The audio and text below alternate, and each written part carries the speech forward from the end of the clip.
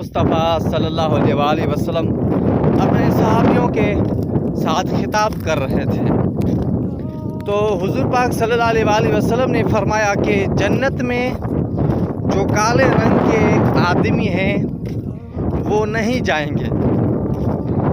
फिर कहा कि जन्नत में बूढ़े लोग भी नहीं जाएंगे। तो हज़रत मोहम्मद मुस्तफ़ा सल्लल्लाहु अलैहि वसल्लम का मुअज़्ज़िन हज़रत बिलाल हबशी उठ खड़ा हुआ और कहने लगा, या रसूल खुदा, मैं तो रंग का काला हूँ और मैं आपका नौकर हूँ और मैं हर वो काम अंजाम बजा लाता हूँ जो खुदावंद करीम को पसंद है, जो आपको पसंद है, तो क्या मैं जन्नत में नहीं जाऊँगा?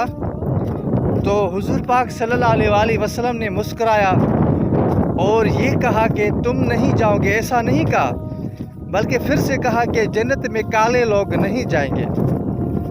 उसके बाद एक बूढ़ा शख्स उठा जो हज़रत मोहम्मद मुस्तफ़ा सल्लल्लाहु अलैहि वसल्लम का चाहने वाला था। उसने भी ये फरियाद की कि या रसूल खुदा, क्या मैं भी जन्नत में नहीं जाऊंगा? तो रसूल खुदा सल्लल्लाहु अलैहि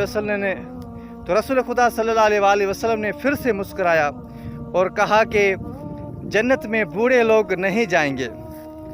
तो तमाम जो सहाबा थे वो हैरान और परेशान हो गए कि जन्नत में काले लोग भी नहीं जाएंगे, बूढ़े लोग भी नहीं जाएंगे, तो कौन जाएगा?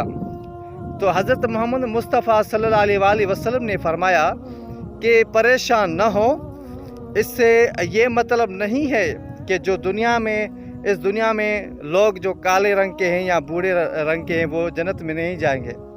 इसका मतलब यूँ है कि जो मोमिन रंग का काला होगा, जब वो जन्नत में जाएगा तो खुदावंद करीम उसे हसीन व जमील बनाकर फिर जन्नत में भेजेगा, और जो बूढ़ा होगा तो खुदावंद करीम उसे जवान और हसीन व जमील बनाकर फिर जन्नत में भेजेगा। ये बात जब साहबा ने सुनी तो वो मुस्कुराए और कहा कि इसमें भी पहली थी